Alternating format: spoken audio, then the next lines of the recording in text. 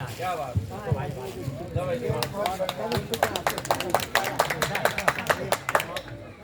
सबसे पहले तो मैं आप सभी का बहुत आभार व्यक्त करना चाहूंगा कि आप मुझे सुनने के लिए इच्छुक हैं। और मैं अपना परिचय 4 लाइनों में पहले पढ़ दूं। जैसे डिस्क्लेमर डालते हैं आप, सावधान इंडिया क्राइम पेट्रोल देखते हैं, उसमें आता है सत्य घटनाओं से प्रेरित है। तो ऐसे ही मैं बता दूं कि मैं आंसू की एक बूंद नहीं, मैं एहसासों का दरिया हूं। मैं आंसू की एक बूंद नहीं, मैं एहसासों का दरिया हूं। मैं शायर या फिर कवि नहीं, मैं केवल एक नजरिया। तो मैंने दुनिया को कैसे देखा वही लिखने की कोशिश करता हूँ। और मेरा एक बहुत विशेष मन है। और मैं आपको बता रहा था 3 दिन पहले निराला जयंती थी।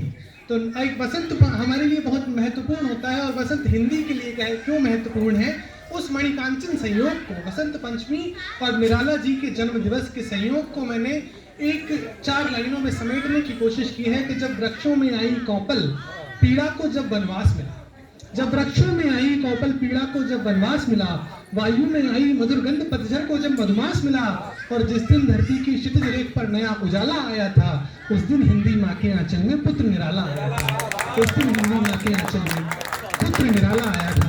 और निराला का उनकी पुत्री के साथ बहुत अच्छा संबंध था। और उनके जाने के बाद ही उनका हृदय दुख फूट पड़ा और सरोज स्मृति जैसी रचना हमें मिली। तो मैं पिता पुत्र के संबंध पर मैंने एक कविता लिखी। माँ पर सब लिखते हैं, पिता पर कोई नहीं लिखता है। तो मैंने अपनी रचना आपके समक्ष प्रस्तुत करना चाहता हूँ। और सुनिए कि देखिए, मैं आपको एक अपने जीवन का, मैंने ये कविता क्यों लिखी वो कारण बता दूं 2 लाइनों में बस। एक बार मैंने अपने पिता को देखा कि मुझे डांटते हुए उनकी आंखों में आंसू आ गए। और मैंने जब इसका कारण अपने दादाजी से पूछा, क्योंकि उनसे हमारा मेल ज्यादा होता है, ऐसा अक्सर होता है, तो मैंने उनसे पूछा कि ऐसा क्यों हुआ।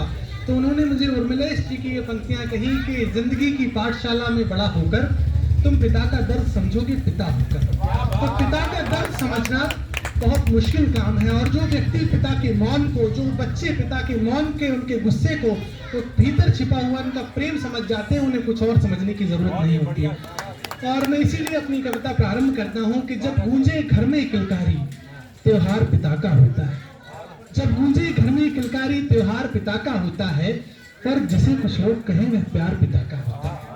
जब गूंजे घर में किलकारी त्योहार पिता का होता है, पर जिसे कुछ लोग कहें वह प्यार पिता का होता है। और पुत्र जन्म के साथ पिता का पुनर्जन्म हो जाता है। उपनिषद में कहा गया है, आत्मा नाम जायते वही पुत्र, आत्मा का अंश पुत्र होता है। पुत्र जन्म के साथ पिता का पुनर्जन्म हो जाता है। और पिता तब पुत्र नयन में स्वतः मग्न हो जाता है। और नन्हे नयनों के साथ पिता के ख्वाब पुनः जी उठते हैं। चंचल और अपूर्ण स्वप्न तक पूर्ण से होते दिखते हैं। यूं बालक का बचपन से एक आधार पिता ही होता है। पर जिसे कुछ लोग कहें वह प्यार पिता का होता है। पर जिसे कुछ लोग कहें वह प्यार पिता का होता है। अब देखिए, पिता सिखाता कैसे है। मैं अपने जीवन से मैंने महसूस किया कि हमें पापा कुछ नहीं बोलते कि तुम ऐसा करो या तुम वैसा करो। वो अपने जीवन में वो ले आते हैं और आप उनको देखकर सीखें, वो प्रेरणा बनते हैं। तो मैंने लिखा कि युवा अवस्था में बच्चे के मित्र सवह बन जाता है। युवा अवस्था में बच्चे की मित्र सवह बन जाता है। जीवन जीना सिखलाने वाले चित्र सवह बन जाता है। और बच्चों को रेशम राहें दे खुद कांटों पर चल देता है।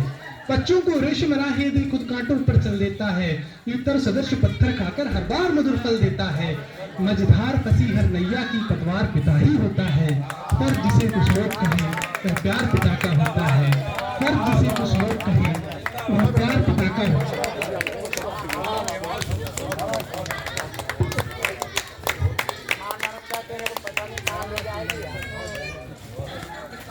और जैसा कि अभी बताया गुरुजी ने कि किस तरह से समाज में विसंगति आ रही है। एक माता पिता अपने बच्चे को तैयार करते हैं, अपनी जीवन की पूरी जीवन लगा देते हैं उसमें। और उसके बाद जब उन्हें ये देखने को मिलता है कि ये बड़ा होकर हमारे लिए कुछ करेगा, तब उल्टा हो जाता है। तो मैंने 4 लाइनें लिखी थी कि भले तुम जिंदगी की दौड़ में आगे निकल गए, भले तुम जिंदगी की दौड़ में आगे निकल गए, मगर रिश्तों की तुरपाई के सब धागे निकल गए। और उन्हें उम्मीद थी अगर तुम बड़े हालात बदलेंगे, मगर हालात बदले इससे पहले तुम बदल गए। तो जब ये घटना आती है जीवन में, तब क्या होता है, मैंने वो आखिरी बंद में लिखने की कोशिश की है कि जब किसी प्रेम का लाभ उठा सुत कुपथ वर्ण कर लेता है। जब इसी प्रेम का लाभ उठा सुखपथ वर्ण कर लेता है, अपने कर्मों से पितृ हृदय को वह छलनी कर देता है, उन कर्मों को भी रो रो कर स्वीकार पिता कर लेता है, यूं बाहर बाहर जीकर भी भीतर भीतर मर लेता है। इस पुत्राचार शरण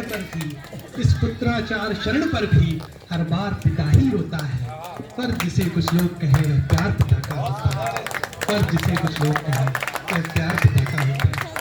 और मैं बहुत खुशकिस्मत हूँ कि आपके उपस्थिति में ये पढ़ पा रहा हूँ और ऐसे वटवृक्ष की छाया मुझे मिल रही है। अंत में बस यही कहूँगा कि सुप्त शिराओं को भी पल भर ओज मिले तो अच्छा हो, तुम जैसा हमको कोई हर रोज मिले तो अच्छा हो। मैं जब से यहाँ आया हूँ इस बच्चे ने मुझे बेहद प्रभावित किया है और सबसे पहले मैंने अपनी डायरी में इस बच्चे का नंबर और नाम नोट किया और निश्चित रूप से प्रतिभा की सराहना सब करते हैं, सबने देखा। वो सबका ध्यान देवांश बैरागी के संचालन पर और उनकी बीच बीच में जो पंक्तियाँ वह भी तर्क सम्मत, वह जिस बात को हाँ तो सबसे बड़ी बात है कि उन्हें याद करना और सही समय पर सटीक बात प्रस्तुत करना।